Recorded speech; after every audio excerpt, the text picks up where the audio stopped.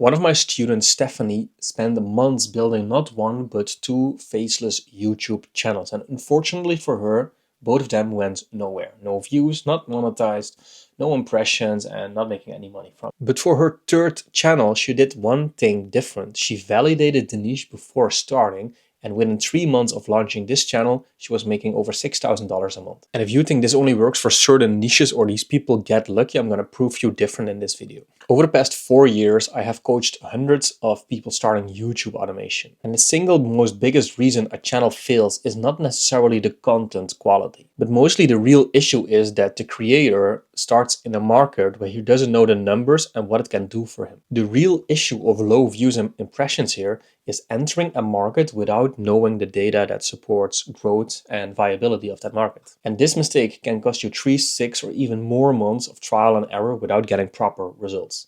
So in this video, I'm going to give you a 4-step niche validation process that I use myself and that all my students in my free community use too. I'll show you the specific signals I look at myself when starting in a market, and I'll tell you about the one free tool that changed everything for me. And I'll also give you one little bonus tip that will tell me in a few minutes whether it's worth testing a channel for the coming 3 months. Now, number one is that I would advise you to start looking at YouTube as finding categories that you operate in. So to give you the broad overview, you basically have the category, which is the broad overview of a market. And then you have the niche, which is like a smaller subtopic of that. And then you have a format, which is basically the video title format that you're going to be making in that niche. But you want to look for a category that you are interested in, that has good views and that is viable, and that you want to master that specific category for the coming months to test. So ideally, your category has to check off these 2 boxes, and that is number one, it has to be something that you are mildly interested in, so that if you have to do countless hours of research into these markets, you don't get too bored and you don't hate your own life too much. Second point is that there is enough competitor channels in this category and enough different niches that show good monthly views and good revenue data, so you know that market might work for you. So I also went over this with my client Leon last week on a call. Basically what we do is we fill in these niche research sheets with different categories that you're going to be looking at. So let's say I want you to deliver me 20 YouTube channels in 4 different categories and 3 different niches. And this way you have a broad perspective of the market. You see what is out there. You don't get tunnel vision into one specific niche only. And you know how these different categories and channels operate, how to make their videos, and what views they are getting. If you do this and put it in a sheet, you can also see the monthly views, and you can see what is most viable in terms of getting views fast and getting monetized. So instead of doing months or weeks of research, Leon came up with a sheet. He showed me one category in one niche with around 3 or 4 competitor channels that were getting over 200,000-300,000 views a month. So I immediately told him, okay, this is your niche market. Test this out. Don't get stuck in analysis paralysis. Don't think about it too much. The numbers are good. The niche is good. You are into it. Test it and see how it goes. So my biggest tip for this point for you is go to YouTube, get your sheet together, which I will talk about later in the video, and find your category and see if there's at least 10 big channels getting some views that are monetized and making like $2,000, $3,000, $4,000 a month, so that you know your category is good to go with. So now that you've decided on your category and find out that there's a market for it, it's time for the next step. And this is where almost all beginners make the biggest mistake. And it's got nothing to do with what they are actually posting. So number 2 is building your competitor niche research sheet. And for some reason, beginners hate making this. And it's something I hammer on a lot with all of my students. So you want to open up an Excel spreadsheet, write down your categories and find 15, 20, maybe even 30 channels in your category.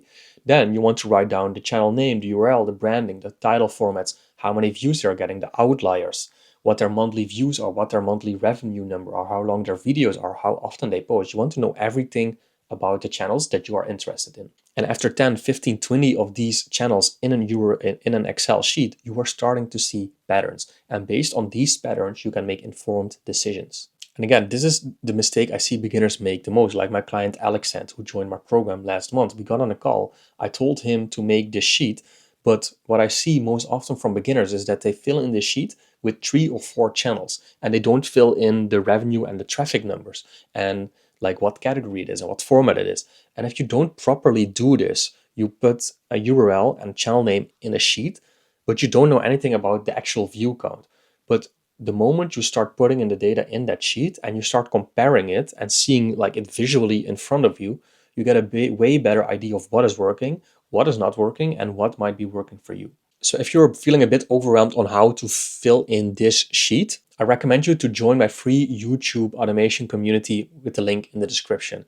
I have a template video research niche sheet in there that you can just start filling in. You can just copy and paste the template, find your category, and then start filling it in. It has all the columns set up, and this will make it a lot easier for you to find your niche. So join the community, it's free, and then you can download that too. So now that you know more about the category and how to fill in the niche research sheet, it's time for step 3. And step 3 is where you make the actual call. Is this niche worth entering, and spending the coming 3 to 6 months on testing? So you got to start reading the numbers. And this, I know, might not be the most fun part, but more often than not, I get people asking me, hey, can you give me a viral niche? And people are always acting like a niche is just falling on your lap, like you're sitting here and something is going to fall on your lap. But you don't find niches by just thinking about or looking at YouTube. You have to reverse engineer what works and check the numbers on existing channels, and then you can make informed decisions and increase your chances of success on niches that you want to test out. So let me tell you about the 3 specific indicators that I look at when entering into a niche and making informed decisions. So number 1 is the monthly views. This for me is one of the most important metrics, because if you know that multiple channels in the category you are looking at are getting 200, 300,000, 500,000, even more views, you know these channels are doing well, they are making some money, and hopefully they are growing. If a channel has been online for 6 months and it's only doing 40,000 views a month, you know that it took them so long to get there. They're not getting views to be like profitable. So why would you even bother trying to get into a market? Now, number 2 is video length and upload quantity. So how often do these channels upload and how long are their videos? If they upload a 30-minute video every single day, it might be very hard to compete with a channel like that is this established, because posting a 30-minute video a day, you need a big team for that, and you need to invest the money into that team. So it might be hard to compete with these more established channels. If there's 5 big channels posting every day such long videos, it's going to be hard for you to compete with. Now, number 3 is the trend direction in the last 6 months. So if you get the VideoQ or Next Live extension, you can see how the views developed over the last 6 months for the channels you are looking at. And if there's 5 bigger competitor channels and all of them are going down in the monthly views, this might be a good indicator for you to not get into this market, because apparently the established channels are dying off and slowing down. So you are getting into a dying market. So this is a bad indicator of you starting it. Now, last week I had a call with my client Shannon, and she wanted to get into the horror story niche because she just loves that market. And it can be a great market, and a lot of people get into it, especially beginners with YouTube automation, because that is like one of these bigger things that people talk about online. But from all the channels that she found that were very established and big and long, they made like 40, 50-minute long videos, and they were only getting 40, 50,000 views every single month. So they were barely break even. They posted hundreds of videos already, and they were not getting good views anymore. They were basically dying. So I told her, after just looking at these channels and competitors for a few minutes, that it's probably not the best idea to get into, because she has to compete with these age-old channels. They are dying off, they are barely break even, and they are established and have subscriber bases. So what is she gonna do an impact in this market as a complete beginner? You don't need to be or become the biggest channel in your market, but getting into a dying market is probably the worst way to spend your time and energy. You need to confirm that a market is alive and worth to get into when you get into it. So yeah, whenever you decide on a niche, just make sure to check these 3 things before deciding it. So now you know the category, you build out your sheet, and you checked all the numbers. There's only one final step before deciding to get into something, and most people always skip it completely. And number 4 is finding and modeling the outliers from your competitors as your first tests for a new channel or niche. So in simple terms, an outlier is a video that does way better than the channel average. So if all your videos get, let's say, 10,000 views, and one of them gets 100,000 views, that's a big outlier.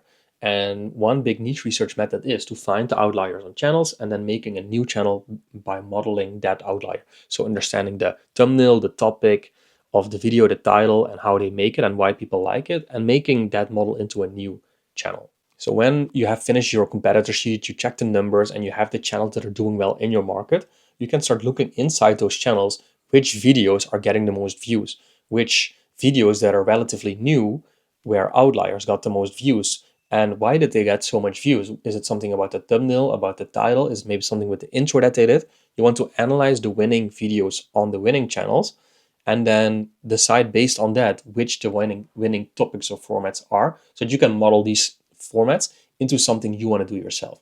Now I'm saying modeling, I'm not saying one-on-one copying, okay? Always try to make something out of a winning format yourself by understanding why it works. Just remember, you don't need to reinvent the wheel when doing YouTube, and I don't recommend this. You have to find these winning channels following this process and then reverse engineer their success into your new channels. And after doing this, I cannot promise you will go viral, but you will increase your chances of finding good videos and niches. So remember, before committing to a new channel and a new niche that you think will work, always validate it with data, check the outliers, fill in your sheet, and understand why something works. So that is my 4-step niche validation method. If you want some more information on this, or like a step-by-step guide on how to do this, click the link in the description, join my Faceless Tuber School. It's a free 5-day challenge community that goes very in-depth on how to execute this process. If you enjoyed this video, like and subscribe to the channel. If you have any questions, comment them down below. And if you want to see me live reverse engineer one of these channels that I talked about, then click the screen right here.